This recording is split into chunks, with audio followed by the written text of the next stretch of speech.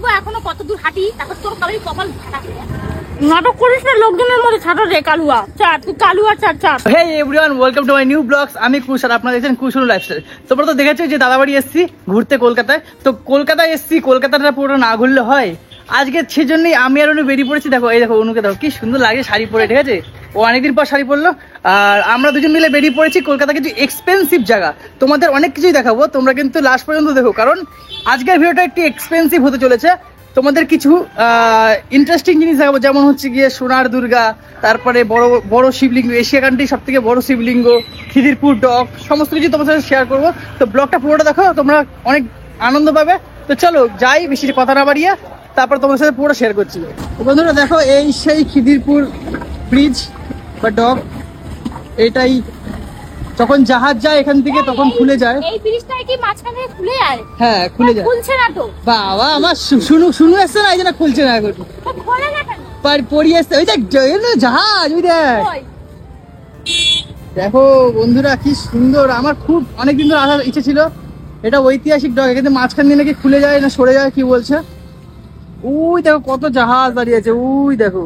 কি আছে? আর ওই যে দ্বিতীয় হুগলি সেতু, দ্বিতীয় হুগলি সেতু। আর ওই যে হাওড়া ব্রিজ তল নিচ দিয়ে দেখতে পাচ্ছ, ওটা হাওড়া ব্রিজ, আর এটা দ্বিতীয় হুগলি সেতু।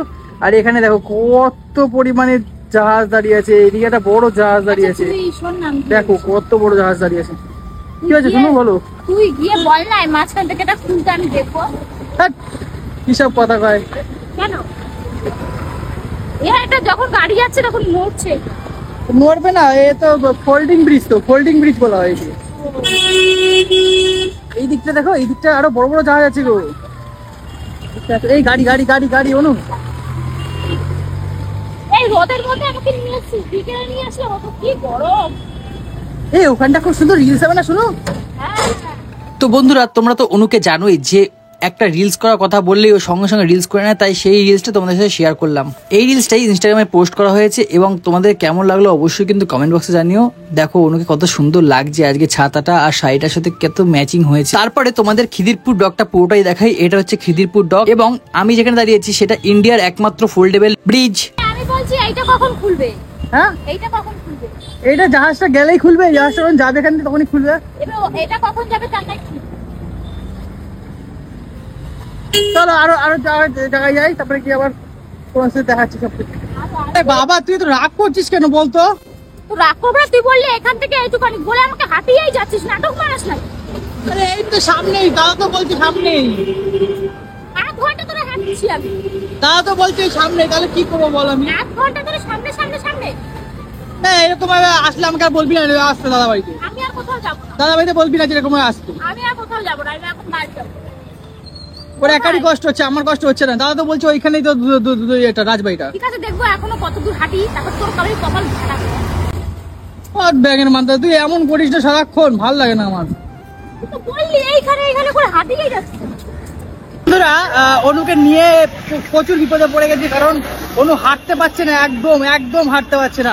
আমি ভাবছি এই দেখো রাজবাড়ির সামনে আছে, এখন গেটের সামনে, ঠিক আছে রাজবাড়ি। তো আমি ভাবছি যে একটু ভালো করে ঘুরবো, এখানে অনেক কিছু দেখার জিনিস আছে, দেখবো। কিন্তু অনু যারা রাস্তা শুরু করেছে ব্যবহার আমার সাথে, প্রচুর খারাপ ব্যবহার শুরু করেছে। ও হাঁটতে পারছে না বলে আমাকে জানা তাই বলে গাড়ি দিচ্ছে, সে কি বলবো। এরকম বলিস না, তুই তো জানিস আমি শাড়ি পরে হাঁটতে পারি না। দেখো আমার কষ্ট হয়। তোমার সারাক্ষণই কষ্ট হয়, তোমার নাইটি পরে থাকলেও কষ্ট হয়, তোমার শাড়ি পরে থাকলেও কষ্ট হয়, তোমার জিন্স পরলেও কষ্ট হয়। তোমার কি এ কোথায়, এ আছে কোথায়? মেয়ে মানুষ হয় শাড়ি পরবে না, তুমি কি করবে তাহলে? তার মধ্যে গরম, সেটাও দেখ। মাথা মাথা খারাপ করে দিচ্ছে, আমার ভালো লাগে না। আমি বাড়ি চলে যাবো। এ তোমাকে গাড়িতে তুলে দিচ্ছি, তুমি বাড়ি চলে যাবো। হ্যাঁ আমাকে গাড়ি তুলে দিবি, আমি বাড়ি চলে যাবো। ভালো লাগে না। দূর দূর দূর আইসক্রিম খেলে আবার পিয়ারাও খাবে, মানে খাই খাই বাইরে বেরোলে খালি মুখ চলতে থাকে এটা। আর আমার খাওয়া দেখলে তো চোখে লাগে।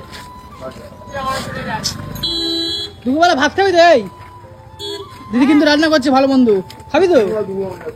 ব্যাস, আমি যেন একটা ভাত যেন তোর থালায় না পড়ে থাকতে দেখি। সব ভাত খাবো। দাদা বেশি করে ভাত দেবা, 2 থালা ভাত দেবা আজকে। আমার বোন 2 থালা খাবে না 3 থালা খাবে, আমি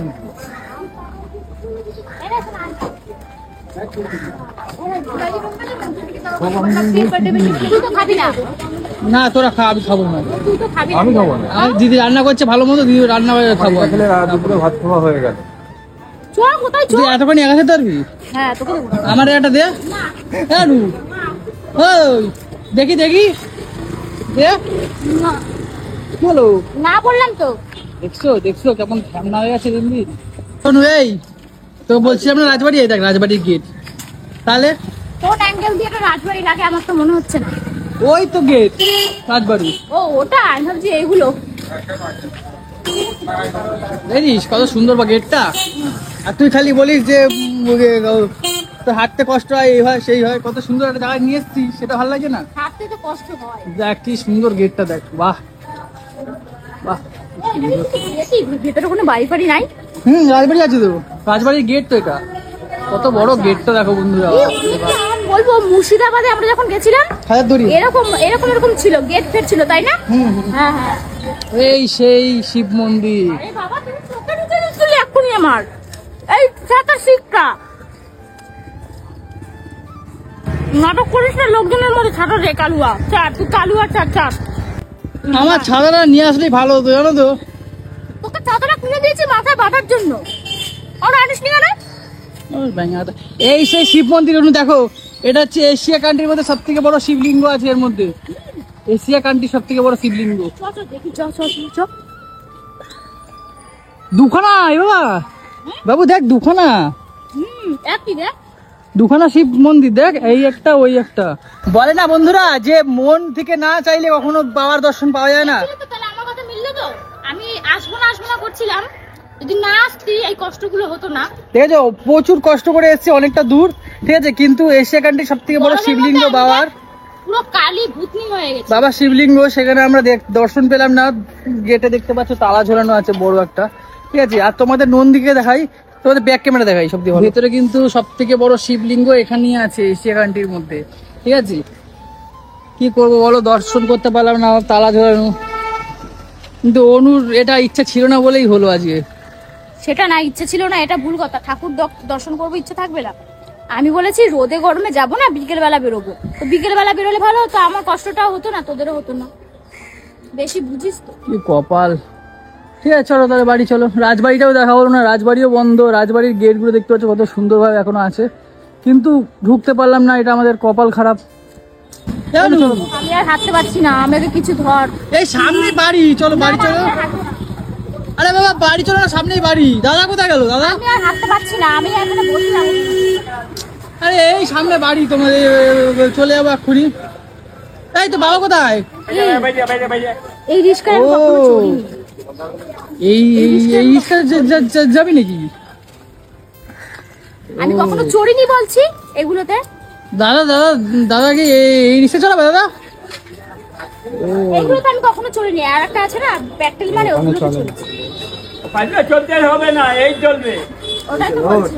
চল। এই মা, মিষ্টির দোকানের সামনে নামবি।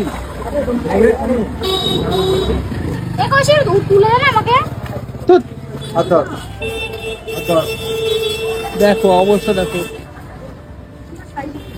তো বন্ধুরা কলকাতায় এসে আর কলকাতার ঐতিহ্য হাতে টানা রিস্কা, সেটা না চললে হয় বলো তো? দেখো তো বয়স্ক লোকটার কতটা কষ্ট, কিন্তু আমরা যদি না চড়ি তারও তো পেট চলবে না ঠিকঠাক। তার জন্যই চললাম। আর সকাল থেকে একটা বউনি হয়নি, আমরাই প্রথম কাস্টমার। অনুর খুব কষ্ট হচ্ছিল বলে উঠলাম, না হলে উঠতাম না। আর এখন আমরা যাবো দিদির বাড়িতে।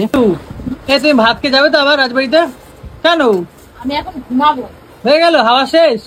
আমি এখন আর যাবো। তোমাকে দিয়ে কোথাও যাবো না আমি, বুঝলা? কেন বলো তো?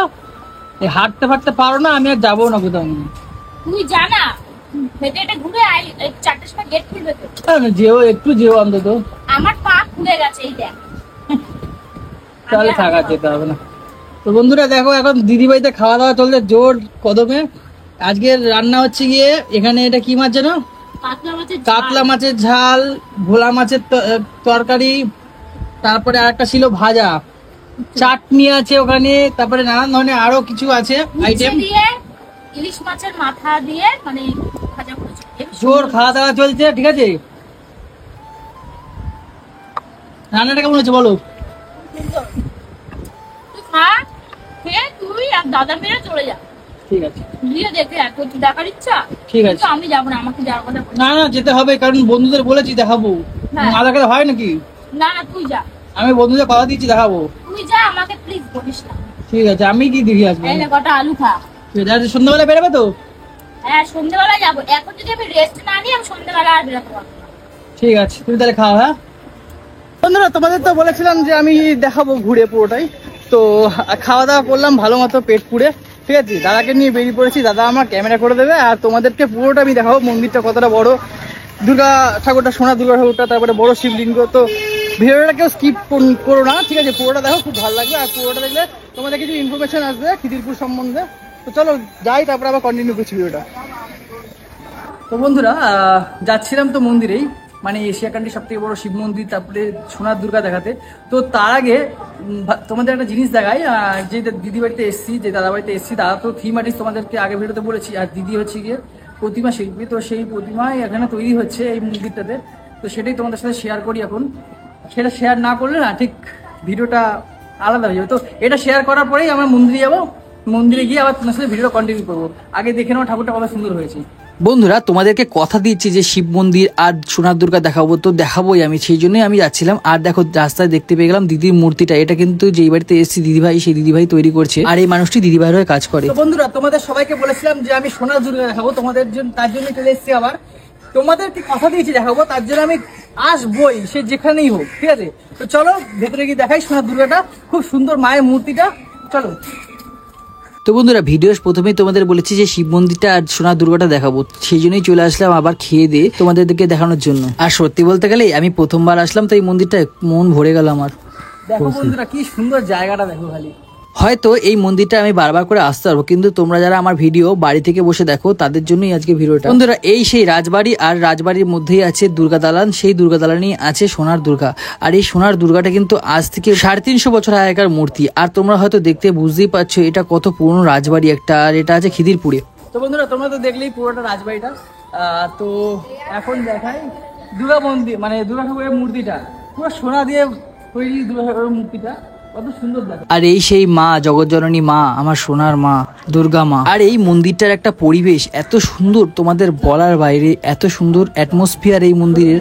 কিন্তু বলেছিলে যে মায়ের মূর্তিটা কিন্তু সত্যি অপূর্ব সুন্দর।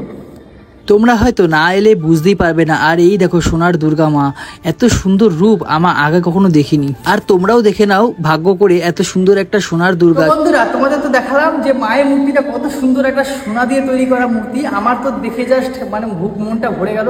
তো চলো এবার তোমাদের দেখাই এশিয়া কান্ট্রির, মানে ইন্ডিয়া না, পুরো এশিয়া কান্ট্রির সব থেকে বড় শিবলিঙ্গ, ঠিক আছে, আমাদের এই এখানে মানে অবস্থিত আছে খিদিরপুরে। তো চলো দেখাই তোমাদের মন্দিরটা। আর দুর্গা মন্দিরের পাশে রয়েছে কালজিউর মন্দির, আর এই কালজিউর মন্দির কিন্তু দর্শন করা ভাগ্যের দরকার। সবাই কিন্তু মায়ের উদ্দেশ্যে জয় মা দুর্গা একবার কমেন্টে লিখে যাবেন বন্ধুরা। একটা জিনিস দেখাতেই ভুলে গেছি, ঠিক আছে, কালী মূর্তি, তাও আবার গঙ্গা মূর্তি, ঠিক আছে।